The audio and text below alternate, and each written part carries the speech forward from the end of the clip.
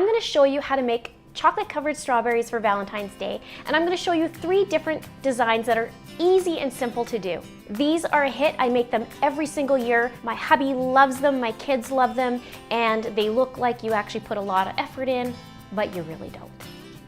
Please be sure to hit the subscribe button before we get started and hit that notification bell so you can be notified of my next upcoming videos. There's gonna be a lot of them. Let's get started.